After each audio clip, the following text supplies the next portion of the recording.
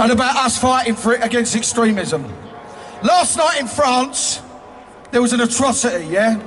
And 3 people got killed. So before we start, I want to do a minute's silence, all right?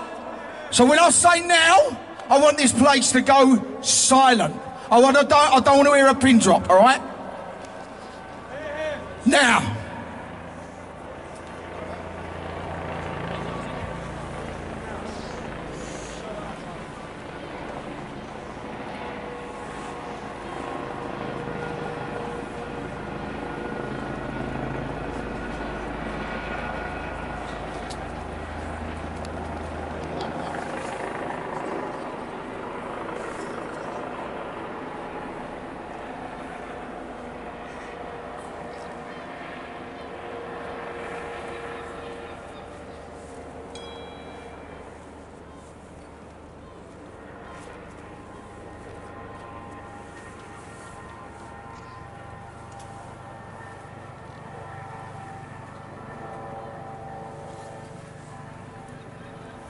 Absolute class.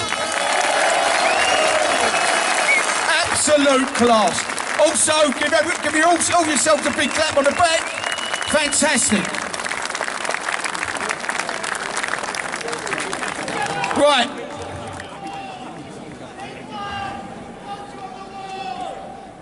Right, to start off, we're going to have a few words from Big Tim from Aston Villa.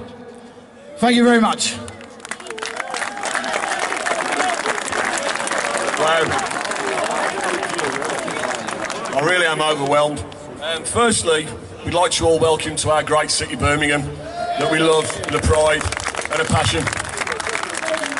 Way back in October, Gary Booth was contacted by Pete Mace with regards to meeting up to organise an admin meeting at the DFLA. I went along to represent the Villa.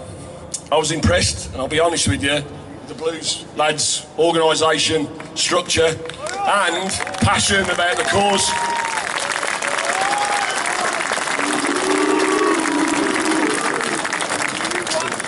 Today has been many, many weeks in the making, with a lot of time, effort and industrious hard work being put in by many, and that's not for self-gratification, but to ensure today is memorable, historic and goes some way to us putting a stake in the ground, that we can show the government and above all the establishment that we really do mean business.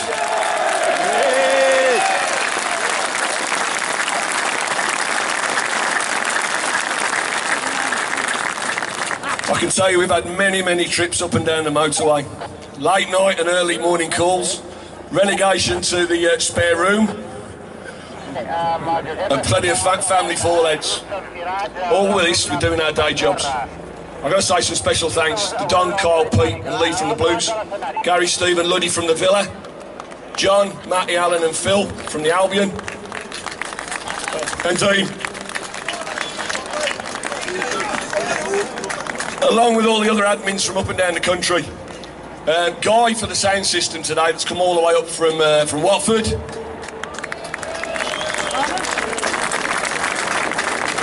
And for one of the main campaigners of the Justice for the 21, Brian Hambleton, for arranging the stage today.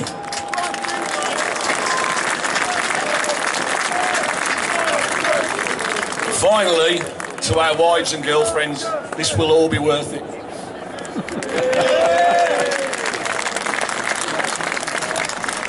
And you can almost think I got a crystal ball, because my next line is today shows it has all been worth it. It's as simple as that. To see all you standing here today is testament that hard work paying off. It is also a credit to you all that has thus far gone without incident, and that is tantamount to the fact that we're all real people and books should never be judged by their covers.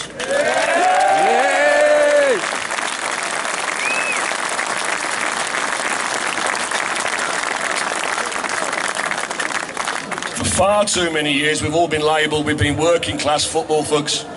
And to be honest, I can see many a wry smile. To the authorities, we are and always will be simply that. However, we're all proud of the fact that we are loyal. We stick to our teams and our allegiances. Call it tribal, but it's exactly what being an island race is all about.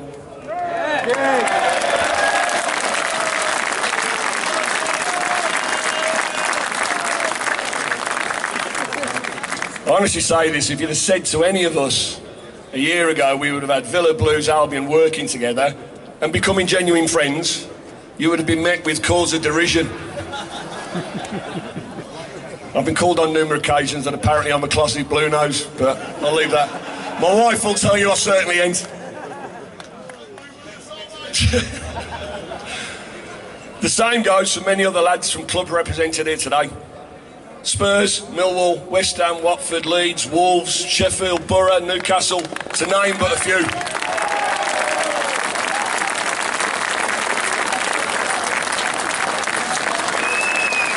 Forgot Leicester. Should remember that, I was actually born there, so. And everybody has all worked tirelessly to make the DFLA the success it is and will be moving forward. Don't forget, at the end of the day, we're not that old. I think it's less than 2-3 months, Justin. So, in whatever guise, we're here to stay, and we will make a difference. At the end of the event, we're going to walk towards St Philip's, where you will have a chance to lay your wreaths in memory to the people who lost their lives so barbarically nearly 44 years ago in the Birmingham pub bombings.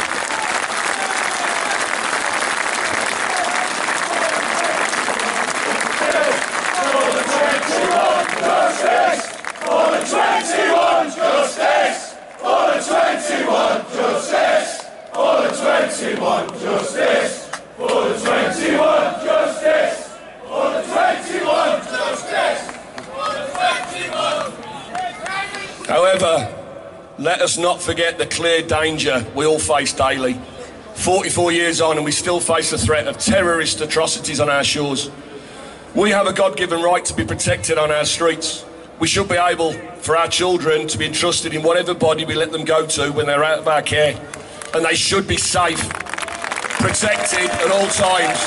And there can be no exceptions to this rule. They're our children.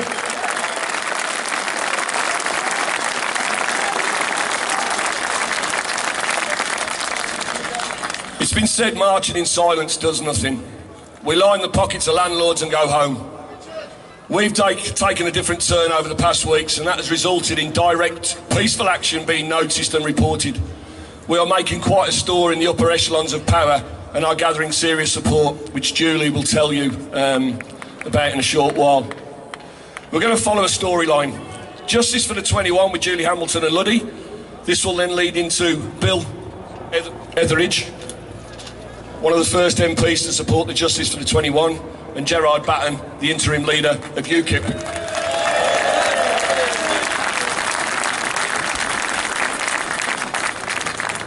We will then hear from Gary Patrick and Justin Smith from the DFLA, who will explain where we are today and what we are planning for the future. And finally, we will hear from the two vets, Simon Bean, MBE, and Richard Inman. Our event will then be closed by Lee Williams from the Blues. So one final thing to add, we're going to go and lay the wreaths. We're going to go down Carmel Row. The police have been kind enough to allow us to walk down there. I believe it's the Gurkhas first, with the vets, the wreaths.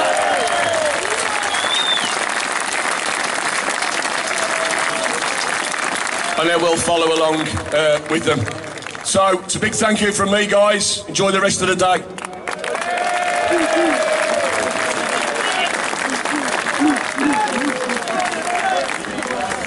Right, first up, our next speaker is Julie Hamilton from the Justice for 21 campaign. Julie, can I have some noise, please?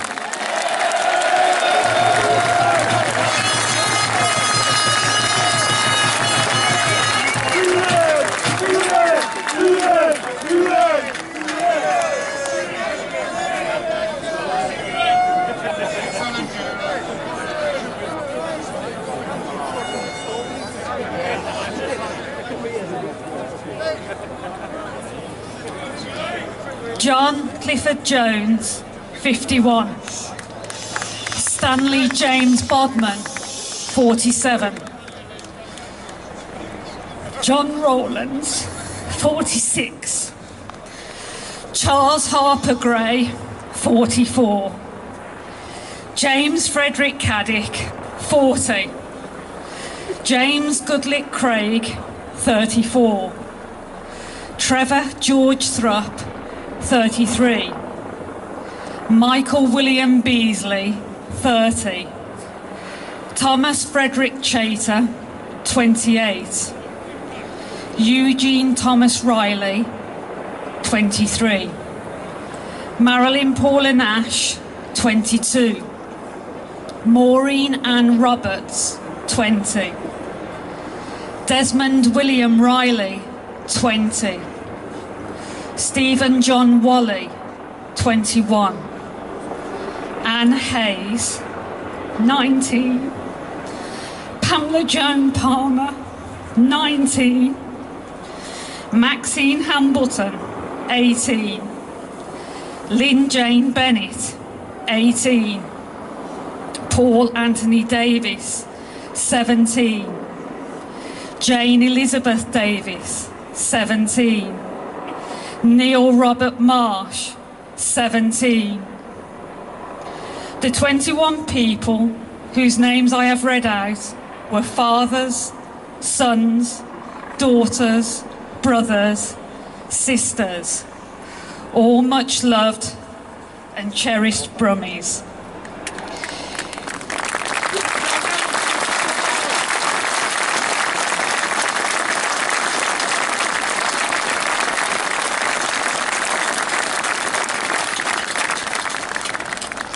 Nearly 44 years ago, on the 21st of November, they were among hundreds of people who were out in Birmingham meeting family and friends for a drink. The two bombs exploded in two city centre bars, the Mulberry Bush and the Tavern in the Town. If you're not aware of where this was, it was literally just down the road. Literally, it was just a third of a mile down the road. If you had been here in Victoria Square on that night, you would have heard the bombs go off and witnessed the ensuing panic in the city. Quite apart from the 21 who died, almost 200 were injured and many were left with life-changing physical and psychological problems that haunt them to this day. Many of the dead were young women and men, some only in their teens. They were never to pursue careers, never to be married, never to experience children, never to enjoy years of family life with their nearest and dearest, or to see their own children have children. We think most were killed instantly, but we're not sure. We've never had the opportunity to find out. And what were their deaths for? When our loved ones were murdered, the cowards who committed this atrocity didn't only kill innocents, they also destroyed the lives of all those families who continue to grieve the loss of their loved ones today, we included. All our lives were changed forever on the 21st of November 1974. None of us who continue to strive to be the best we can in the memory of our loved ones, in the memory of our father, mother, brother, sister, son or daughter, will ever be who we should have been. That's because gutless murderers not only extinguished lives immediately, in the process they destroyed all our lives over the subsequent years, leaving a stain on our great city that continues to embed itself into the streets, the air, all our lives, and that of the country. Some people make cold comments such as, "Move on, they're dead." It's because they're dead we can't move on. That's because we've never been told the truth about what happened. How can this be? Why are we having to fight for truth, justice and accountability? Why should their names be buried and forgotten about? It's as if their lives never mattered. Well, guess what? They matter to us.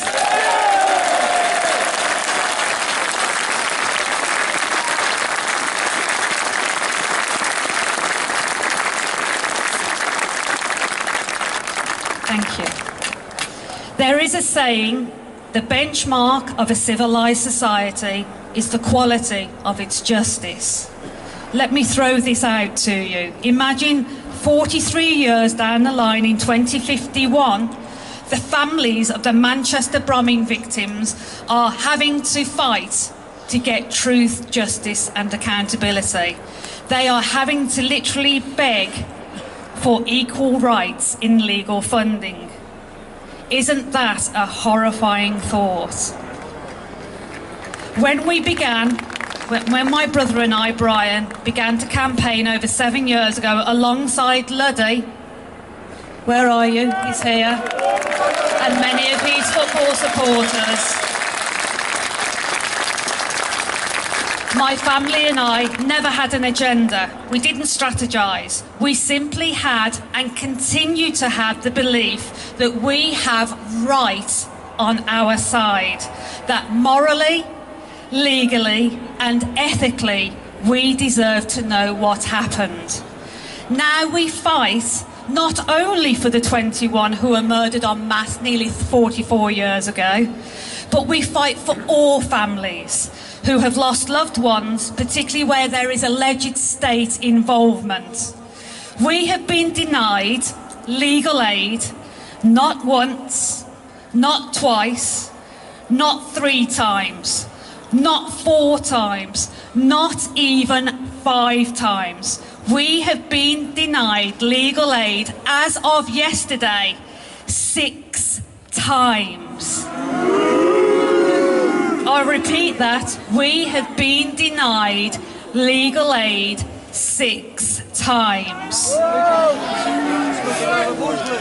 We need the funding to enable us to have legal representation on par with the coroner and all other public sectors, so we can continue to fight to find out the truth once and for all.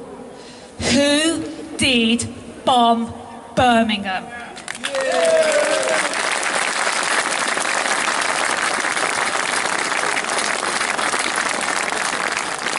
How is it that we've been refused legal aid 6 times when it has been provided to so many others? For instance, the Hillsborough families were given funding from the Home Office's own budget.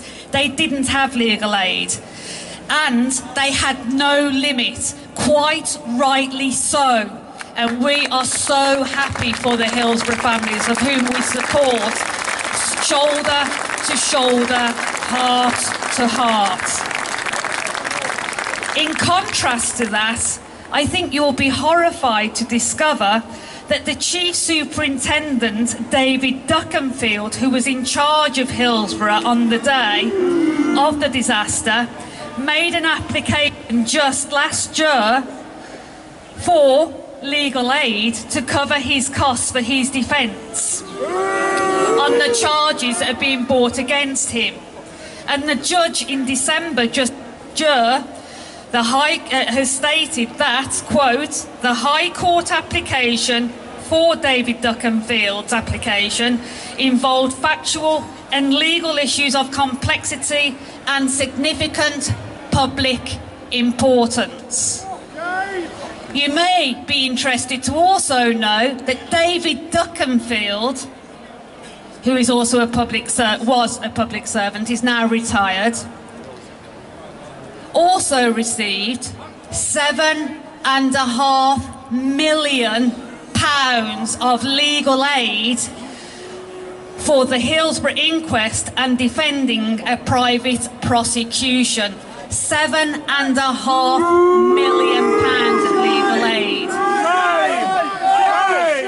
In contrast to that, you then have John Warboys, the convicted rapist, who has personal assets worth £1 million. His legal team was awarded £166,000 of legal aid. Where is the equality to be found for the 21 families of the Birmingham pub bombings in this mix? Is the murder of 21 innocents not of significant public importance for the truth to be known? For the 21 justice! For the 21 justice! For For the 21 justice! For the 21 justice! Thank you. For the 21 justice! If we want to live in a society that is truly democratic, one that follows the rule of law, then it is time for everyone to wake up and smell the stench of double standards that has taken hold across our country. Because if we do not act now, peacefully, but with resolute purpose, then your children's, grandchildren's and great-grandchildren's future will be in a country which is rotten to the core.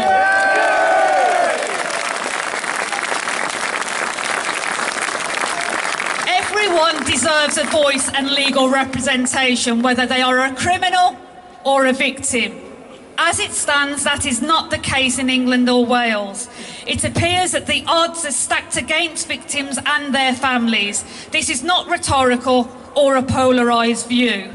We are living proof of past and current governments' two-tier modus operandi, which is what we believe to be our so-called judiciary system. The silence from 98% of all MPs across the UK has been deafening. Today, we ask you, we plead with you, we beg you, please write to your MPs, ask them, what are you doing for the families of Justice for the 21?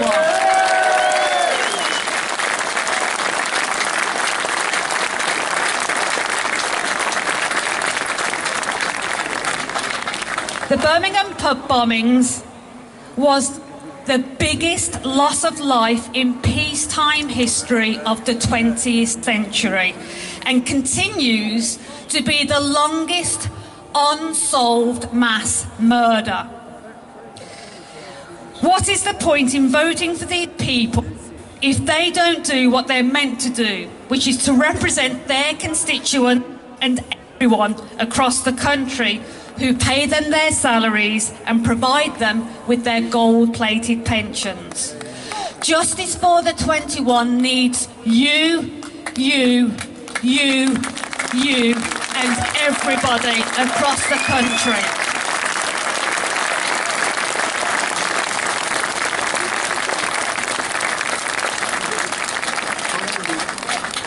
Please help us to gain equal legal funding rights for all, where we can one day state with confidence throughout the United Kingdom that the benchmark of a civilised society is the quality of its justice, because we have successfully fought for it, seen it in action, and are satisfied that it is true.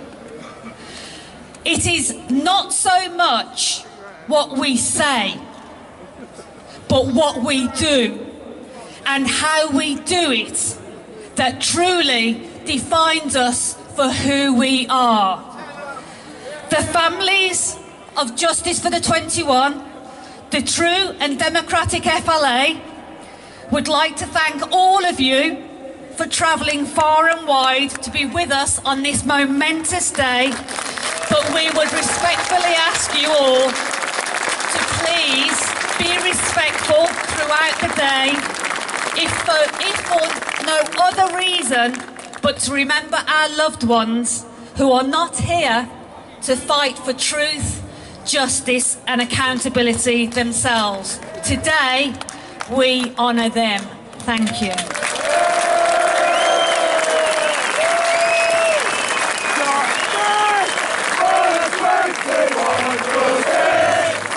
Justice for the 21!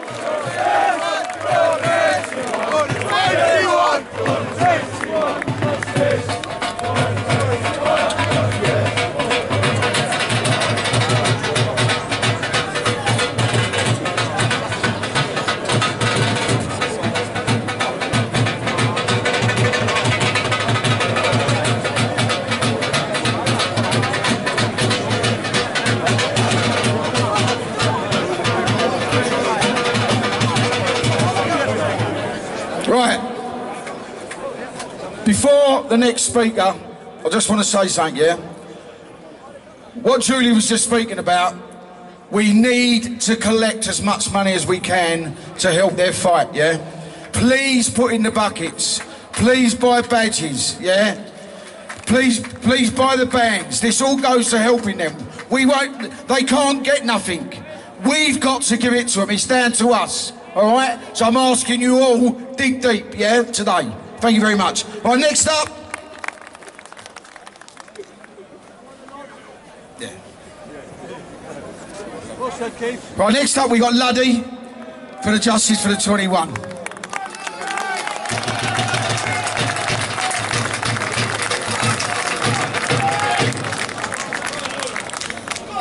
I got Mark Golding up with me today because I'm a Villa fan, he's a Blues fan. Football rivalry never came into the Justice for the 21 campaign. It was just about people like you sticking up from people like in our community who were in trouble.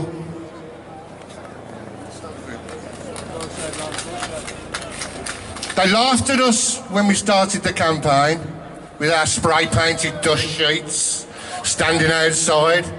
Well, looking at you today, they're not laughing anymore, are they?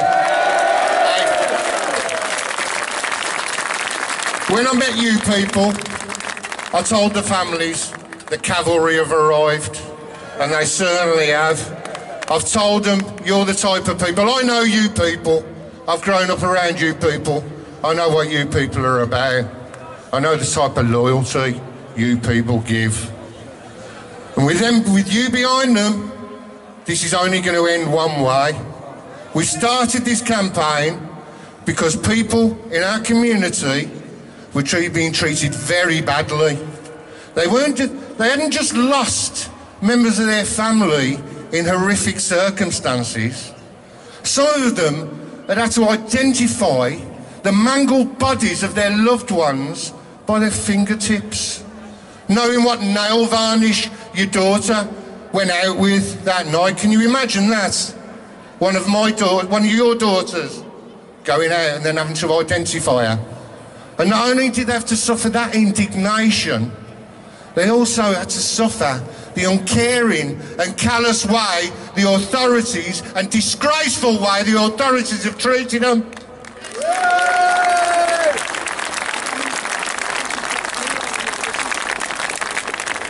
Like I said, they thought we'd go away, but we haven't gone away. We've just been a pain in their side, and we're not going to go away.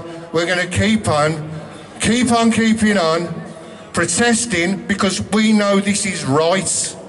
The stories we grew up with as children, right and wrong, this is about right. And they might criticise you, and they might say, oh look, there's some shaven-head people. They must be right-wing, they're working class. But we're not.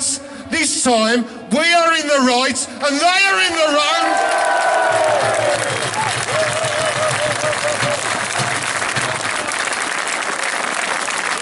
So let me tell you something. We haven't gone away. The Justice for the 21 fight hasn't gone away, and we're not going to go away.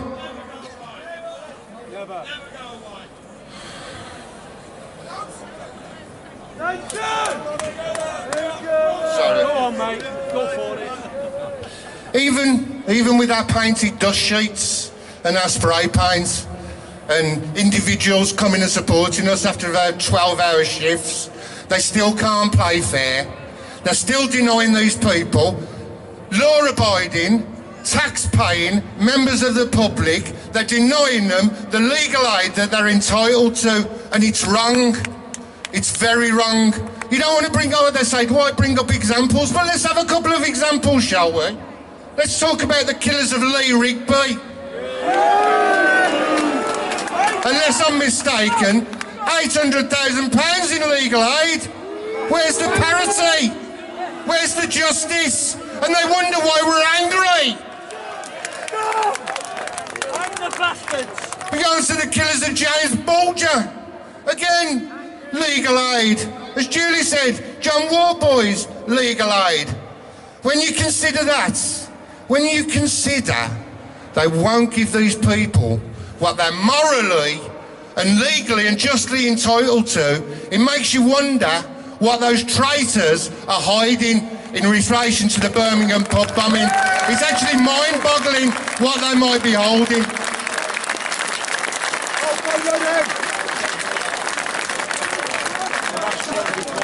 Our fight will go on. Our fight will go on until we receive justice for the 21. We're not asking for anything outrageous. All we're asking is for our people to receive the justice they deserve.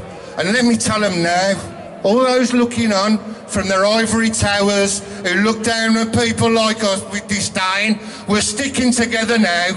If Blues, Villa and Albion can come together in the same square, how bad have things gone? How bad have things got for people like us to come together? But let me also tell them, we have the blood of men who walked across the Western Front without breaking step. We have the blood of men who advanced up the beaches on D-Day. We have men who fought in the jungles of Burma. Their blood is rushing through our veins, and we are awake now, and we are sticking together, and we are going to be a force to be reckoned with. Please, please, support this campaign, support the DFLA, let's stick together and let us get this job done. Justice for the 21, come on! Justice for the 21, justice for the 21. Justice for the 21, justice for the 21, justice for the 21.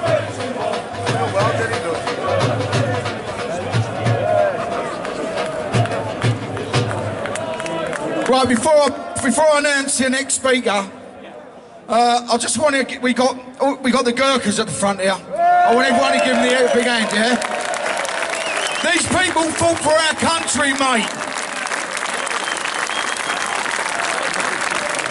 Thank you very much. We thank you all. Right, next up, our next speaker is from UKIP, and it's Bill Everidge. Have we got Bill Everidge here? No?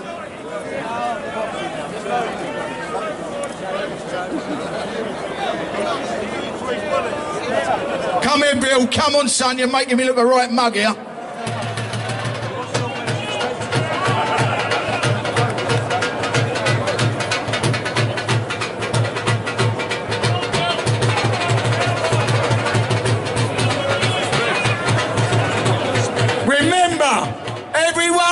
To the buckets. We must raise money for the Justice for 21. All right?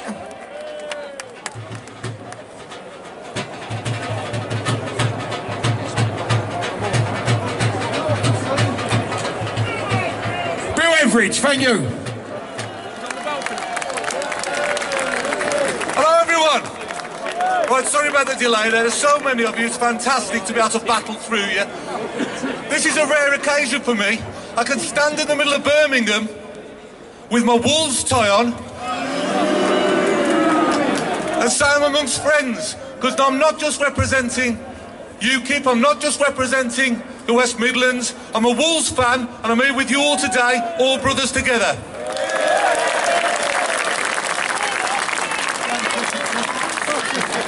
And sisters, the Black Country is with you. I've been supporting this cause for many years now. I truly believe that the worst injustice possible has been done to our people here in Birmingham. It's a disgrace what has happened. Ordinary people out for a drink, murdered, and covered up by this corrupt establishment. The time has come where all of us must gather together at times like this and say, we're mad as hell, we're not going to take this anymore, we're not going to stand for the establishment betraying the people of our country. Everyone out there today, I want you to know that this battle will continue until we get justice. We get justice here in Birmingham. We get justice in Telford. We get justice in Rotherham. We get justice everywhere where our people have been let down and betrayed by corruption at the very top of our country. We are not going to stand for this, folks. And I'm so proud today to be here as one of you. I guarantee you I will have this massive gob of mine open all the way to make sure that we stand by you. There won't be a moment we hesitate. You've got the support of UKIP, you've got the support of me, you've got the support of Wolverhampton, you've got the support of all decent people in this country. We stand by you. And what a pleasure to see here in Birmingham, in the West Midlands, all of you coming from around the country. You're all very, very welcome to the West Midlands. We're so proud that you've come. So very pleased that you've come to stand side by side with good people fighting for justice. To see the veterans here, to see people from all different organisations, it makes me proud to my heart. I am so delighted to be here. I want to say to all of you, this is an emotional time, certainly for all of us who believe in this campaign, but for all of us who believe in true justice and a future for our country. And when I look out across all of you, I know something. And you know something. We're going to win.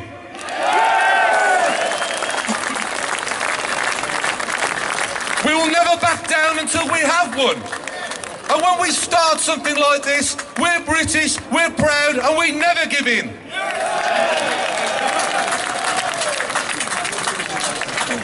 This message will be being heard loud and clear.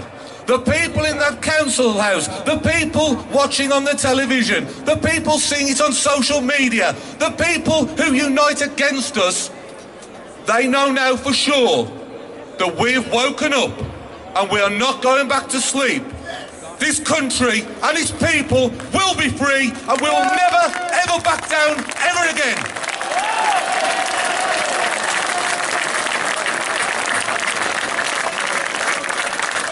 Thank you so much from UKIP in the West Midlands, from me personally. Thank you from the bottom of my heart for what you're doing today. You're all heroes today. Thank you.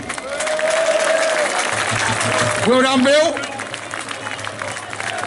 Well, you know who you got to vote next for, don't you? Hey? It's UKIP, isn't it, yeah? Right. Now, next up, we got the next leader of the UKIP. Gerard Batten.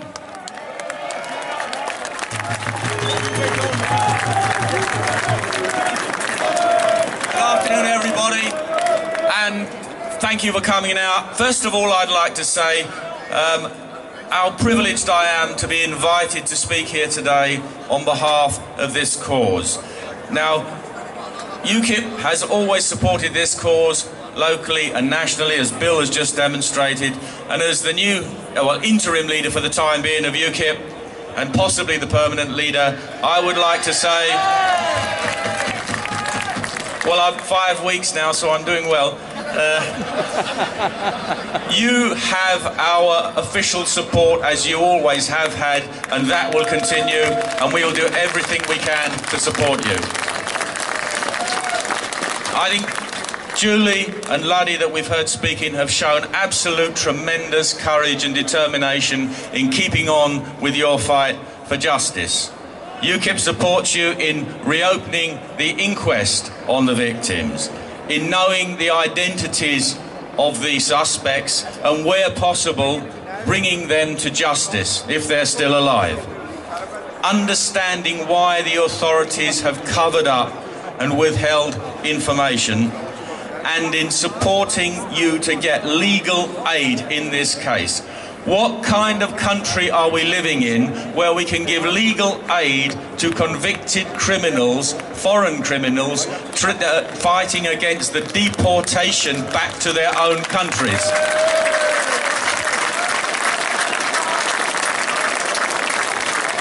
We live in a mad world now, we know that. And it takes ordinary people like you to actually stand up and say enough is enough, things have got to change. And what cause could possibly be more deserving of legal aid than the innocent victims of terrorism? Now, the Birmingham pub bombings were a particularly evil manifestation of terrorism. And 44 years on almost, we now see terrorism in every continent on the world with increasing regularity and severity. In fact, I think the only continent in the world that doesn't have terrorism is Antarctica, and you can draw your own conclusions from that. Now, what could be more evil than the deliberate killing and maiming of men, women and children? Innocent men, women and children. And terrorism affects not just its immediate victims, but the families and friends of those who survive. And those physical and mental scars continue through the years and indeed through the generations, as we can see today. And that is made much worse if those people do not have what justice can be found in bringing the perpetrators to justice and finding out what happened, why it happened, and why it wasn't pursued all those years ago. Now, just let me finish by saying it isn't enough just to oppose terrorism. We're all opposed to terrorism. We're all opposed to murder and indiscriminate crime. If we want to end this scourge in the world, then we have to oppose the ideologies that use terrorism, that use violence.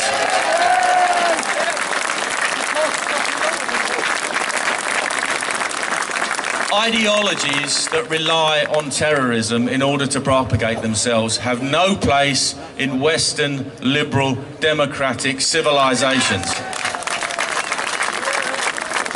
Now, UKIP is now rallying itself from the recent difficulties that we've had, and I can assure you we will come back stronger as a fighting force. We're going to restore ourselves as a force in national politics. We will defend the national interest. We will defend the British people. We will defend free speech. We will defend our laws and our way of life.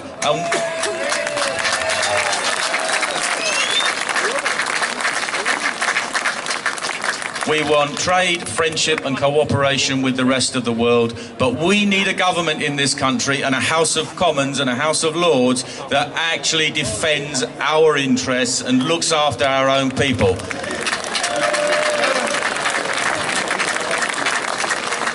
And what a better way for me to start off in UKIP's new direction, or in fact carrying on with the things that we always did, but carrying on and doing them even better, is to start off by defending and supporting this cause for justice for the 21 victims of the Birmingham pub bomb. Thank you.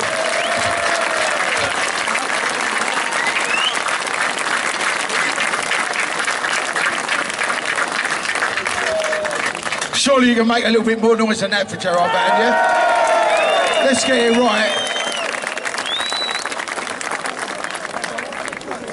Right, next up, speaking for the DFLA, I was going to call him Big Nose, but his name's Gary Patrick. Big Nose will do. Gary Patrick.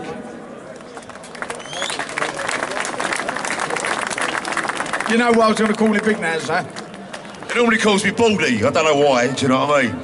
Listen, how amazing is it to see you lot here? Give yourselves one massive cheer. Massive, come on! Right, I ain't going to be long, but I'm going to touch on a couple of things. Other things that are wrong with this country, right? We've got a media that organise left-wing lies against us. They call us Nazis. And now we are sick to death of being called right-wing Nazis. And we are nuts. You know, it's time for Theresa May to wake up and listen to what we're saying, right? It's all right for them to sit there in the Houses of Parliament and their bomb-proof bunkers, but I'll tell you what, we are not bomb-proof, and our kids aren't bomb-proof, and our families aren't bomb-proof. So it's time they sort it out.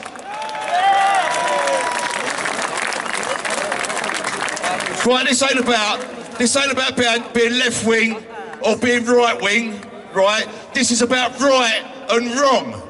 And there's too much wrong going on with our government.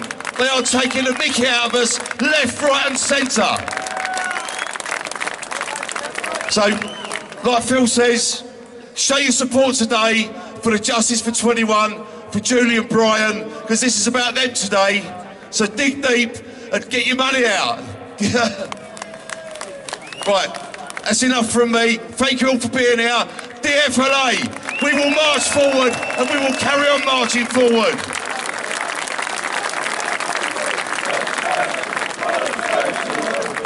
Right, before I announce the next... Before I announce the next speaker, well, I just want everyone to put their hands together for the police today, because I think they've been fantastic. All right? Thank you very much, police officers. You've been fantastic. You've looked after us, we've looked after you, we've all worked together, and this is how we want it to be from now on. Next up, talking with the DFLA, we've got Justin Smith.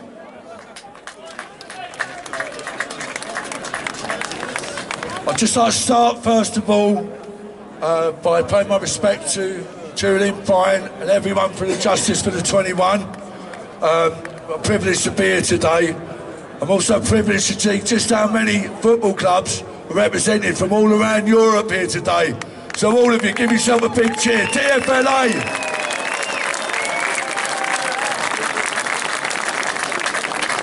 We started the DFLA because we wanted to be more transparent and we wanted everyone to have a voice in something that we all believe in.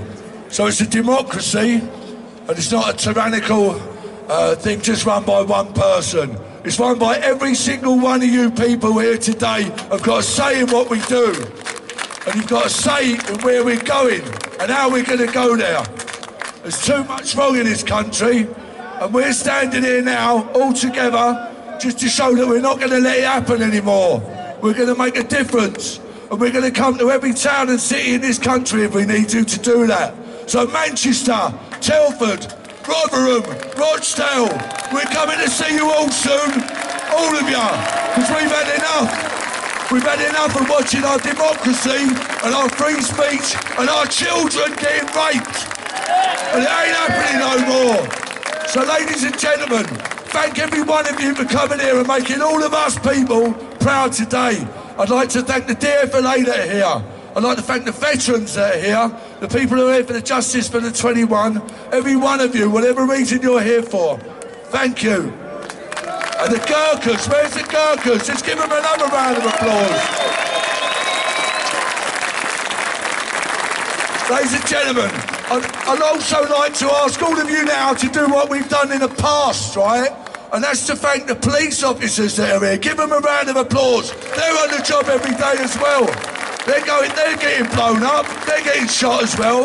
The same as the army and the ambulance services and your train drivers and the fire engines. The firemen, they pick up the pieces of terrorist atrocities and they deserve a round of applause as well. Let's give them a round of applause. Theresa May is not doing enough for this country. She can do more. At the moment, I tell you what, her policies are like this. Imagine if you go out in the morning and you leave every one of your doors and your windows open, and then you come back and find you've been burgled, and you feign surprise by going, oh, fuck me, how did that happen? Excuse my language. Sorry. I'll tell you how it happened, Theresa.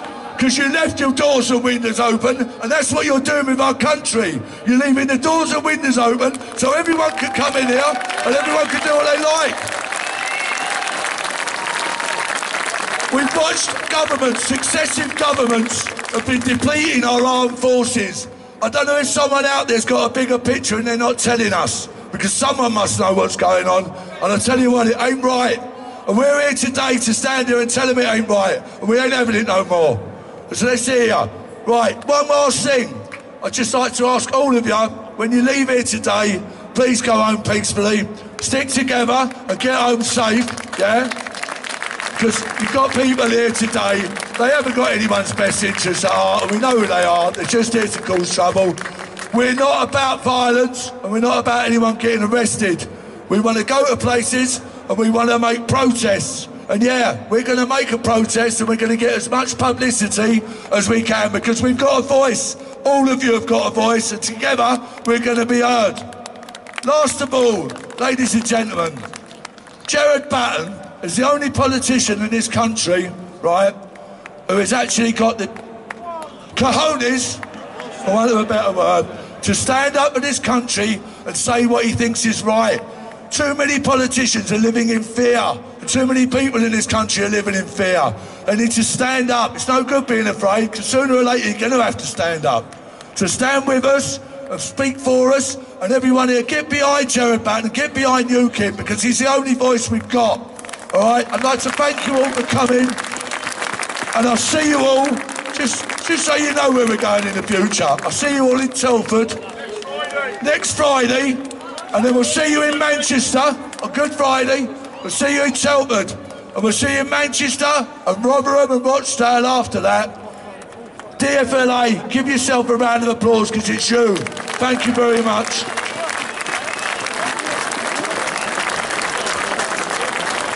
Right, as you all know, there was 2 marches today, yeah? One by us, the DFLA, and another one by the FLA. Now, no booing, mate. We are all as one. The FLA and the DFLA are all as one, all right? Now, we've had some people come over from the FLA march today to join us, right? So I want everyone to give them a round of applause, yeah? Thank you very much for the DFLA, the FLA. We ain't got a problem with the FLA, mate. We are FLA, all right? We've got a problem with one person, not the FLA, all right? Right, next up, speaking, we got Simon Bean, MBE, for the vets. Thank you very much. I'm actually Richard Inman. I've just been promoted and given an MBE, but we'll not worry about that. I know, mate, I know. I want to salute Julie Hambleton. Julie Hambleton has done an amazing job in standing for the 21. She stood against terrorists. She stood against a corrupt legal establishment, and she stood against corruption in, let's call it out, the West Midlands Police and the veterans and the DFLA and the FLA, and every good person here stands with you, Julie. We're with you 100%. And I want to say something. I want to tell you how Julie and the 21 can get justice today. There are men sitting in Ireland that know exactly what happened. They are cowards. They will not stand up and take responsibility for what they have done. And very soon they will meet their makers. I challenge those men. Stand up, be counted, and confess to your crimes.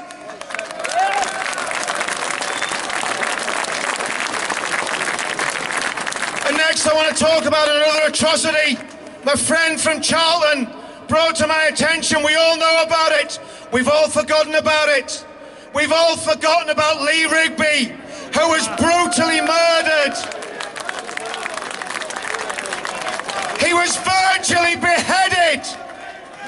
He was virtually beheaded by Islamic terrorists. They murdered him. They chopped him up.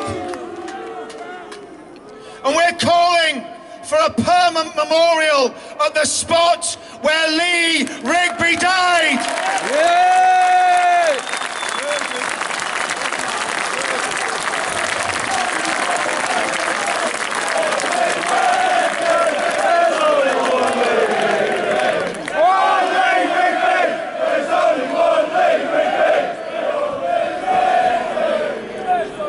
I want to bring my friend to speak now for a very, very short time, my friend Nissa Hussain. And Nissa's got a story to tell. What's a big round of applause for Nissa? Nissa, please tell us what happened to you when you left the Islamic faith. Tell us what happened. Yeah, thank you so much, Richard. if I can very quickly first say how humbled and how humbled I am actually to be here. It's so poignant. I'm actually born and raised in Birmingham, and I left. Sorry, yeah, thank you. And it means a lot to be here. Thank you so much. And tell us, Nisar, who attacked you and why? Yeah, I'm actually a Pakistani born in a sort of Muslim background. I converted to Christianity in '96, along with my family. And my family and I have been brutalized by the Islamic barbarians, actually, and they know who they are. Whether it's here or Bradford or up and down the length and breadth of this country, and we've suffered 18 years of persecution under the noses of Bradford police. We've been terrorized, we've had acts of terrorism against us.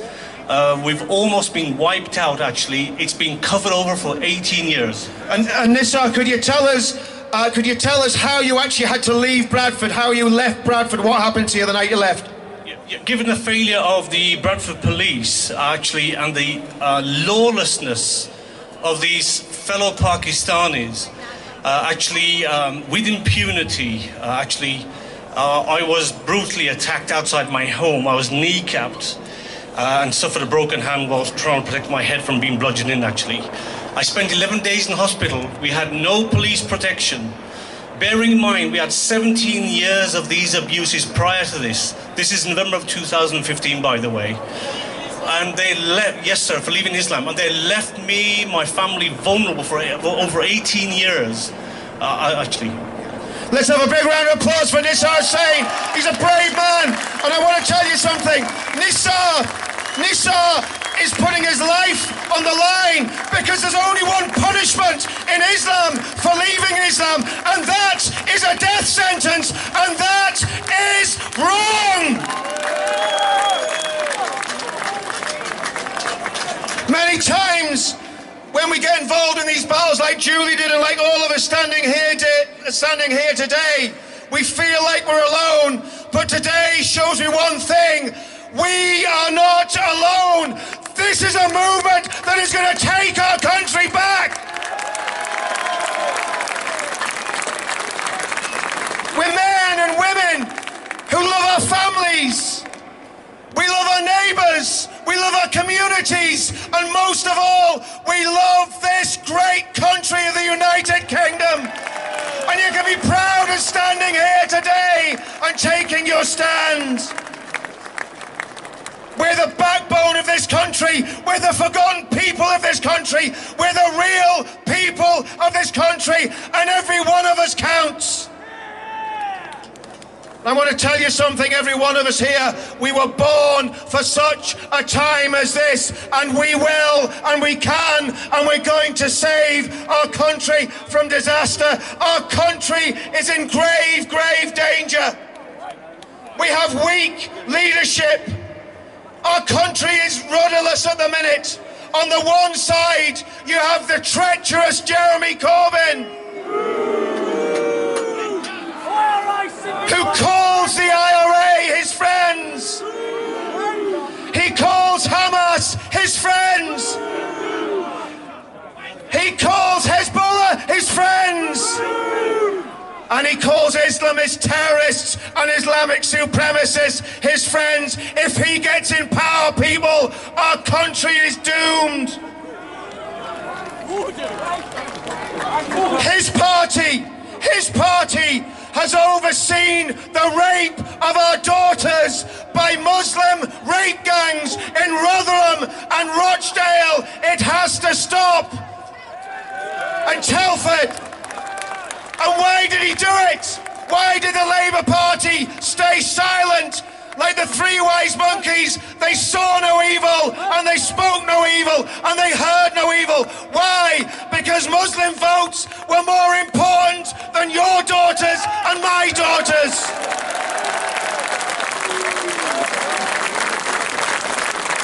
And Mr. Corbyn, you portray yourself as a working class hero. You are not our hero. You are treacherous, and we are asking you right now, Mr. Corbyn, it's time to go. Then we have Theresa, the appeaser, as I call her. She's negotiating surrender terms with the European Union. She's grovelling to the Islamic fascist state of Saudi Arabia, and she appeases Islamic terrorists. Do you know there's 450 of them come back into this country?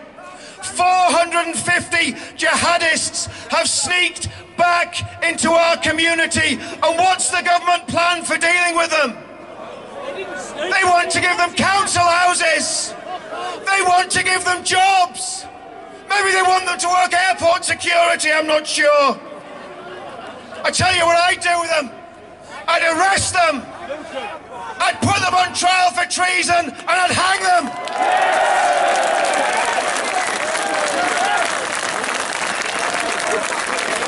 And meanwhile, veterans die of hypothermia on the street. We did a demonstration in Edinburgh last year. We met a veteran, he was living on the street. We found out just after Christmas that he died of cold on his own. The man was suffering from PTSD. This country has failed him. And I want to talk, before I close, I want to talk about some of the victims of the rape scandal. I'm sick of it being called a grooming scandal. Grooming's what happens to a woman when she goes to a beauty salon, not when she gets raped by 10 men at a time. That's not grooming. It's rape. Up to 1 million of our daughters have been raped by Muslim rape gangs.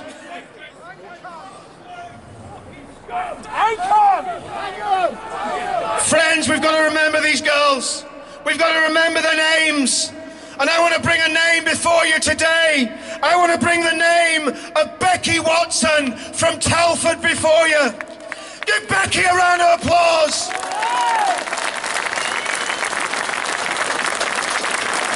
Becky Watson was 11 years old when she was taken and she was raped, and they raped her until she was 13.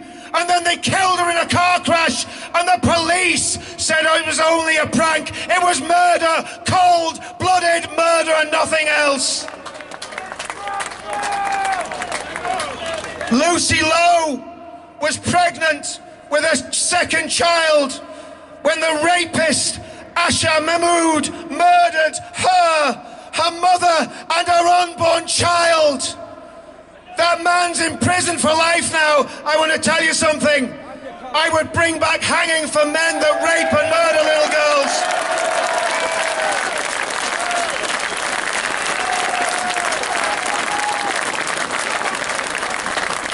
And meanwhile, the Islamic terror attacks continue. The blood continues to be spilt. Since 9/11, there's been 32,000 Islamic-inspired terrorist attacks, and yet the media and our governments and our weak political leaders tell us it's nothing to do with Islam. Friends, it's everything to do with Islam. I want to ask the men in this crowd today, what would you do if a jihadist maniac attacked a restaurant that you, your wife, or your girlfriend were eating in? Well, the government tells us what to do. Run. Run. Hide. Hide. Tell. Who are you going to tell? The teacher?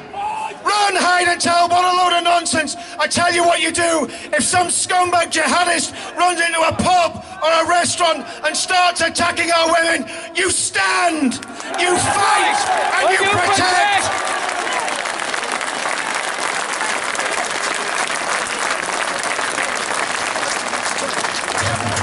The next man to speak is my good friend Simon Bean.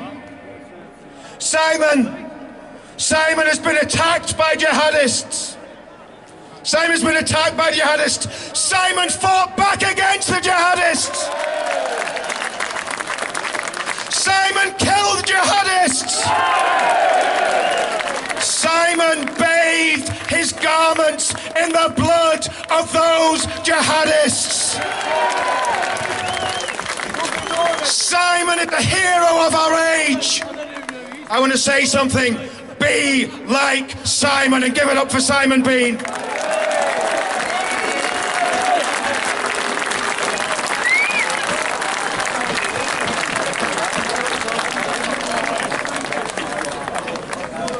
Hello Birmingham, hello brothers and sisters. Thank you Richard for a very stirring introduction. Unfortunately, it is all true. Well done, mate. In combat, a soldier becomes an animal when he has to stand, fight and protect his friends, colleagues and the innocent. When he becomes tired, he cannot press the pause button. When things go pear-shaped, he cannot press restart. It's not a game. Our current mission, Justice for the 21, eradicate terrorism from this country. To achieve our goals, we have to carry on, whatever the cost.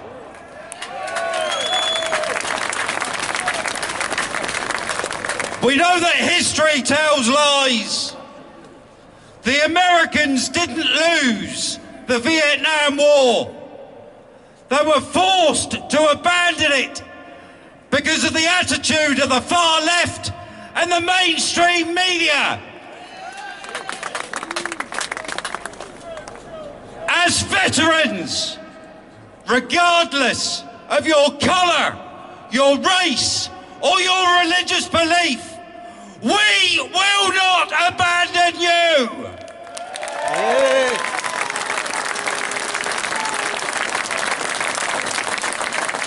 Instead, we will show respect and pick up the honour of our forefathers and defend this great nation.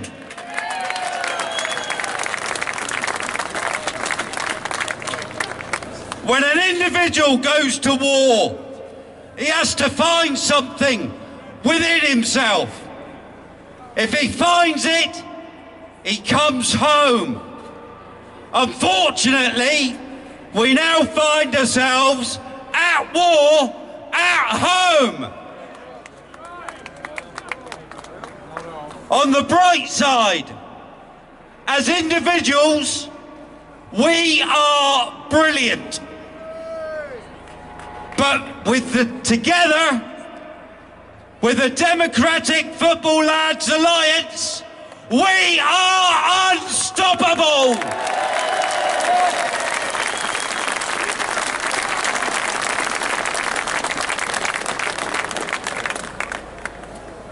A word is being bantered around the English language a lot these days.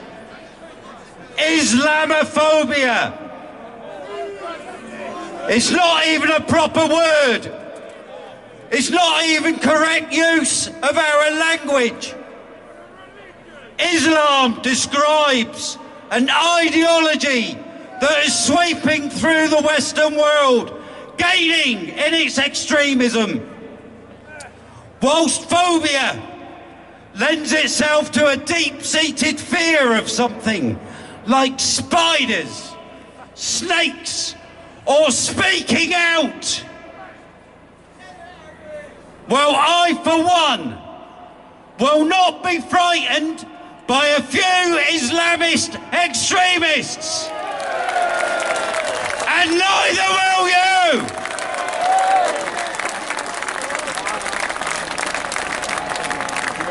Because this land was built on blood and tears. The sacrifice of 2,000 years. The Romans came, the Vikings too. So why would we be afraid of you?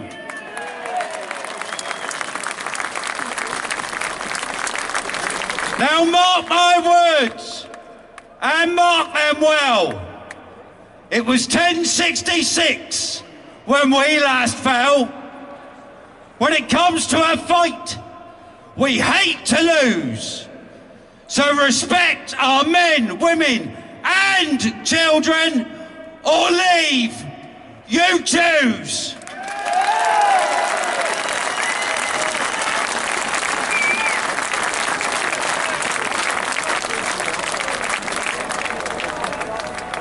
Ladies, gentlemen and children, thank you for being here today. Today is a day that will go down in infamy. If I should die today, I'm going to take everybody here with me, in my heart.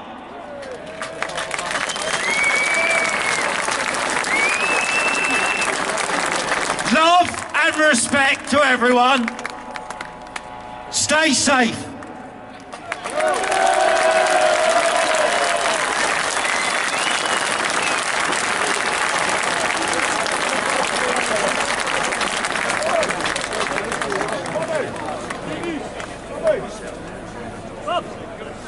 Right, listen, just before we go, we're going to take the wreaths over to the cathedral, yeah? But Julie's got one more last thing to say.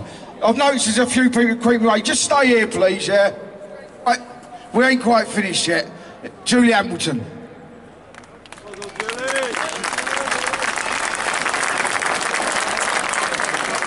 I would just like to say, on behalf of all the families and the DFLA, to thank each and every one of you for coming here today to show your support for the memories of our loved ones.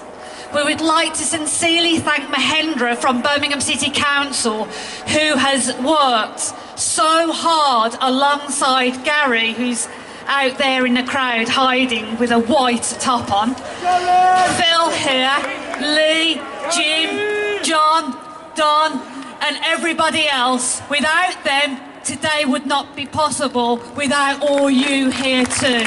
And for that, we thank you and the Gurkhas for their service, their time and their honour. Thank you very much. And once again, we would like to thank the police.